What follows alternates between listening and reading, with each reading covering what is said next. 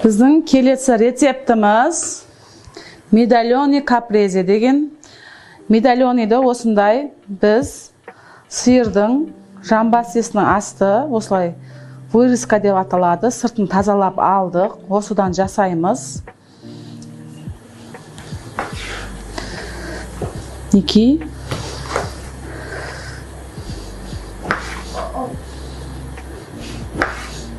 Оған бізге маринадқа тұз, бұрыш, май ғана керек болады. Тұзлаймыз.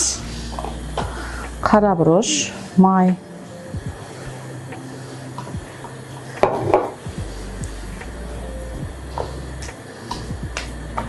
Қызып тұрған гриль сковородкамызға жарат етіп аламыз.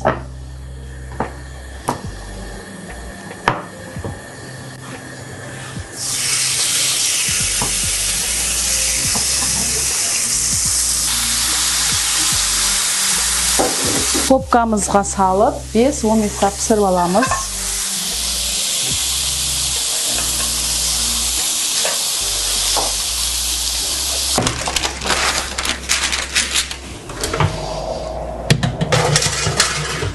Духовкада етіміз пісіп шыққанша біз осындай помидорымызды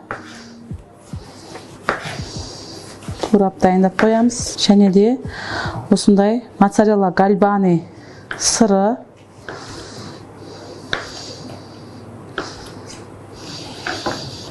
Етіміз дайын болды.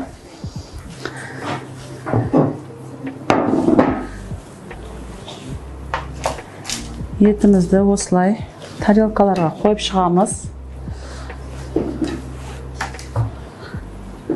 Осындай майонезімізге песто соусты араластырып, етімізге жағамыз.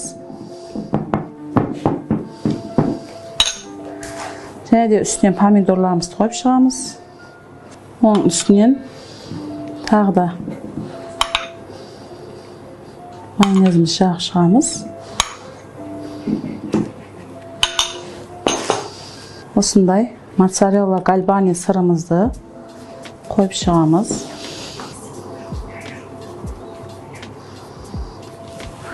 Не дайын болған капрезе, медальоны капрезе жеген кезде өте дәмді болады. Тек қана ресторандарда сатылады.